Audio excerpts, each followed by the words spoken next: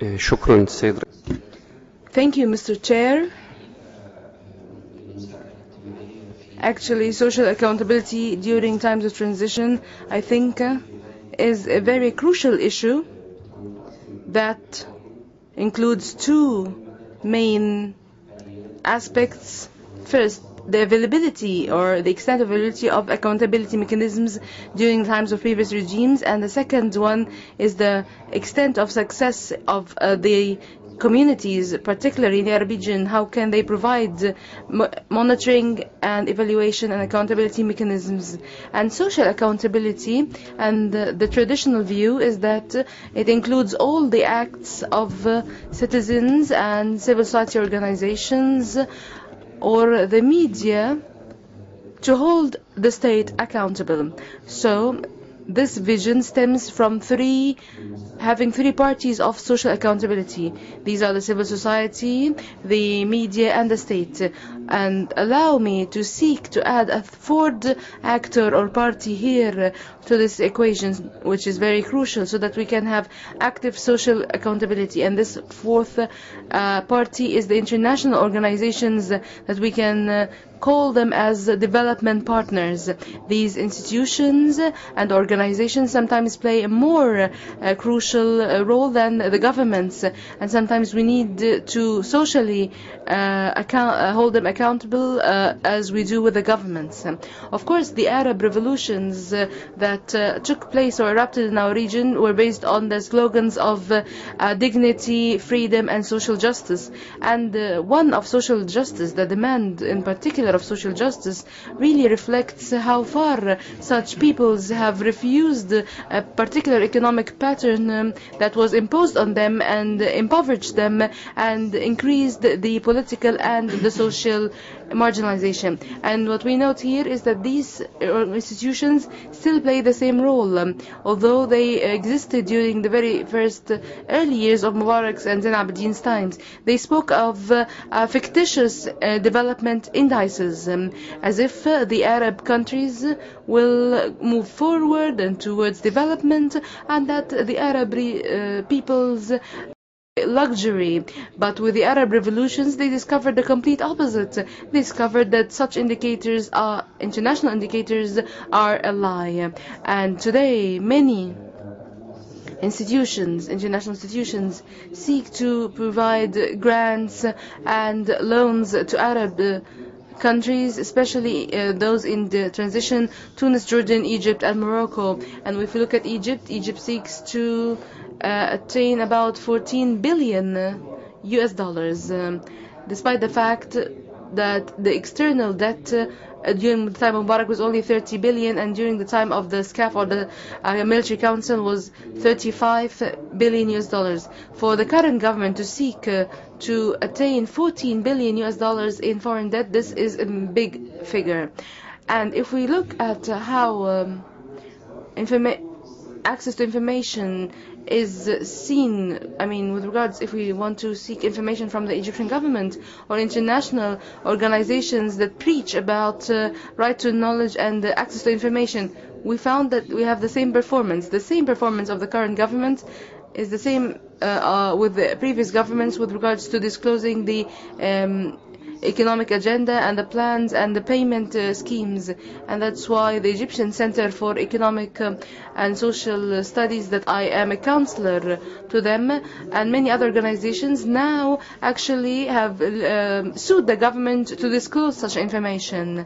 And with regards to the deliberations with the IMF and other parties, they do not really disclose the content of the deliberations or the agenda, and do not disclose the terms and conditions, because those loans do not get to be given to those peoples. Those are not charity organizations. These are political and economic organizations with particular agendas, and it is the right of the people to be aware of those and to discuss those agendas. That's why allow me to add a fourth party to this accountability framework. With regards to the Deauville G8 partnership agreement, and this refers to the donors who seek to give Arab countries so many loans, this is a clear agenda And we need to understand such agenda, understand the conditions, and that's why they are a very active actor, and we do not have the luxury not to hold them accountable, and they have to be up to the ethical and political responsibility towards everything they do to the peoples of this region, and that their decisions and their policies do impact the peoples of the region greatly. Secondly, there is much significance to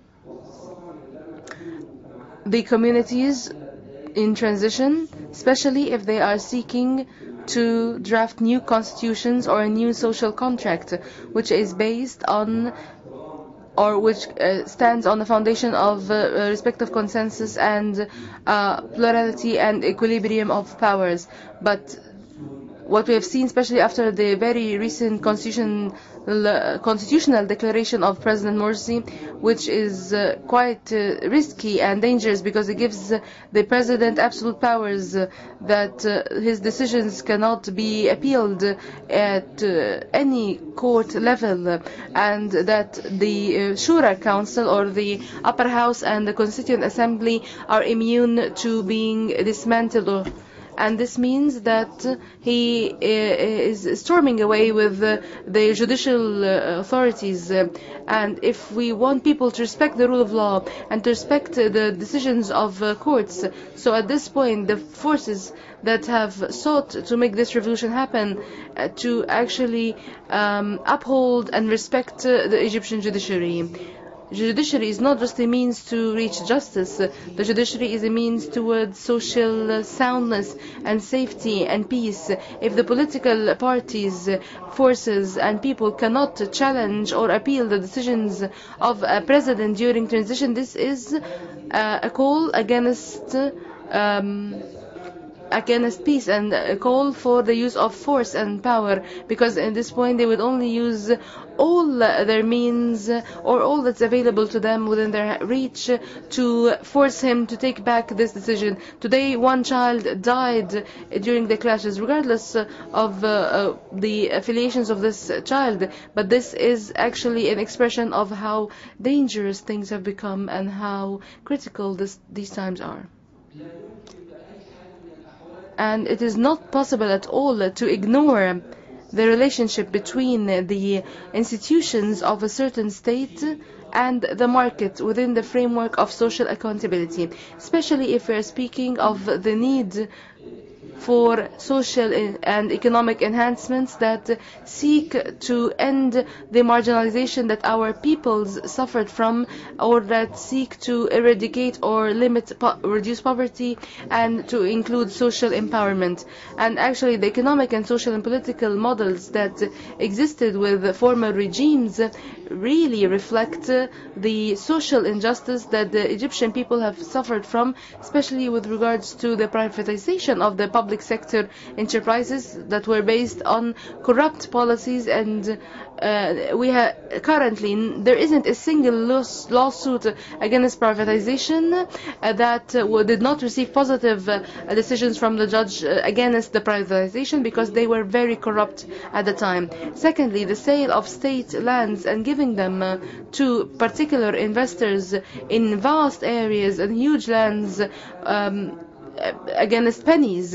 You know, the land of Medinti, which is 33 million meters, that were given against 7% of constructed areas. And when we sued them, and when actually the contract of sale was annulled by court house, Mubarak brought back the same company and the same land to at the same price during the time of Mubarak. And after the revolution, we discovered there is the Horace Fund, where Gamal and Ala Mubarak are contributors, and they are actually main shareholders in Medinti.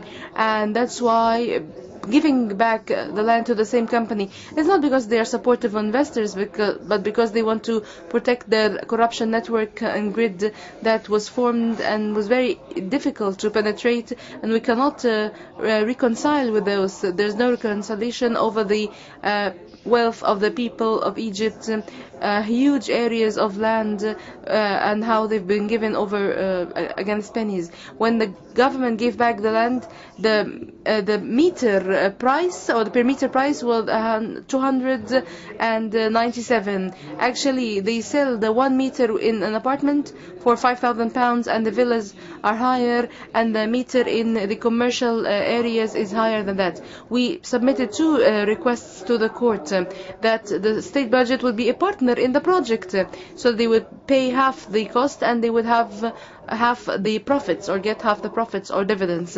They refused this, but then we asked that the pricing would be reasonable. If they sell the meter for £5,000 and they got them for almost 300, then the meter would be raised, or the meter price would be raised to 1,000 Egyptian pounds. So in this case, this would give the state budget or the state treasury 33 billion, which means they would get from one project 33 billion. All of the state budget allocations for health are 24 billion Egyptian pounds, which means reviewing the contracts with regards to the state lands that were sold and bringing back the financial equilibrium would actually be a substitution for the loans that they're referring to, which would actually make us suffer under the brunt of many terms and conditions that we might not be able to live up to. And people in the Arab region after the revolutions need to see the support of the international community, and the very first means was that the corrupt loans that were received through the former regimes should be completely written off, or they might be rescheduled to relieve the burden on those peoples, and not by giving more loans and giving more conditions and terms which would further impoverish the Egyptian people and the Arab